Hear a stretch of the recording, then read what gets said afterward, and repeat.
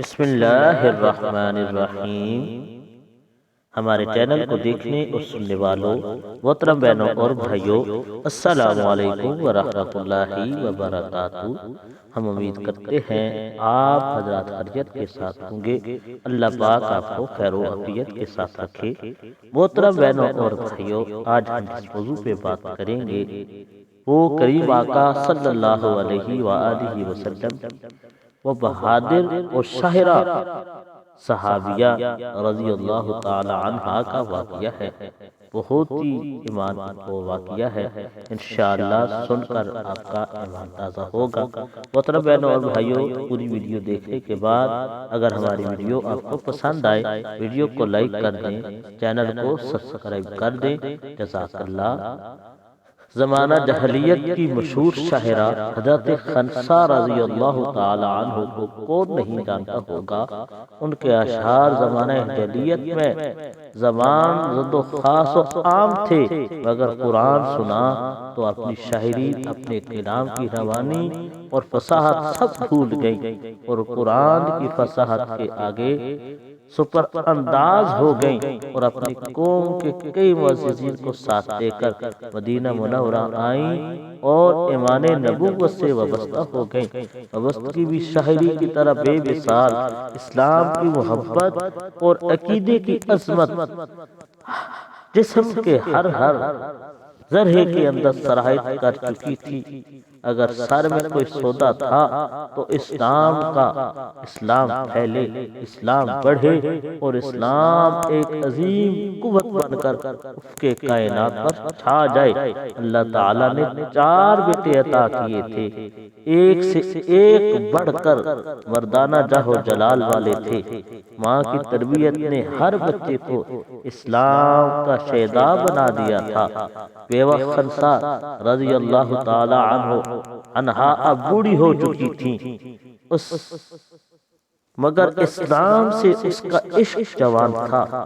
چاہتی تھی کہ جس طرح اس نے اسلام قبول کرنے کے بعد زندگی کے بقیہ ایام اللہ تعالیٰ کا کلمہ بلند کرنے میں گزار دیے، اسی طرح اس کے بیٹے بھی اقامت دین کو اپنی زندگی کا نصف العین بنائیں، کیونکہ زندگی بغیر نصف العین کے چراغ بے نور اور کشتی بے سوار کے مثل ہے۔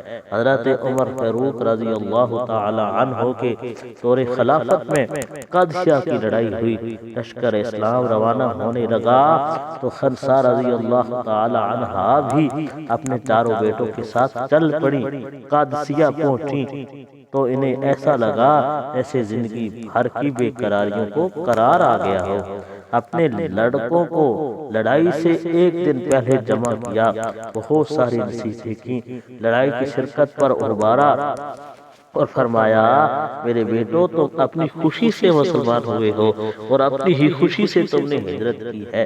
اس ذات کی قسم جس کے سوا کوئی معبود نہیں، تم ایک شریف باپ کے لڑکے ہو، تمہاری شرافت کو کوئی دھبا نہیں لگا سکتا۔ تمہیں تو معلوم ہی ہوگا کہ اللہ تعالیٰ نے جہاد فی سبیل اللہ میں کیا کیا ثواب رکھا ہے۔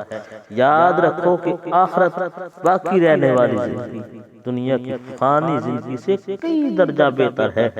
کل صبح جب تم صحیح سالم اٹھو تو بہت ہوشیاری سے شریک جہاد ہو جاؤ۔ اللہ کے دشمنوں سے لڑتے وقت صرف اللہ سے مدد مانگنا، اور جب تم دیکھو کہ لڑائی زور پر آ گئی، اس کے شعلے بھڑکنے لگے تو اس کی گرم آگ میں گھس جانا اور کافروں کے سردار کا مقابلہ کرنا۔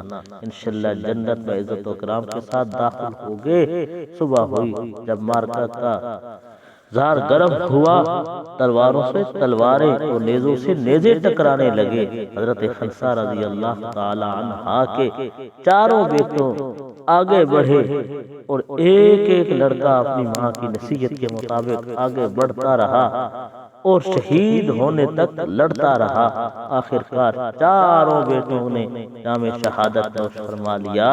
اب ضعیفہ بیوہ کی گود خالی تھی، کسی نے جا کر خبر دی، ماں تیرے 4 جوان موت کی آغوش میں چلے گئے ہیں۔ چاروں نے شہادت نوش فرما لی ہے۔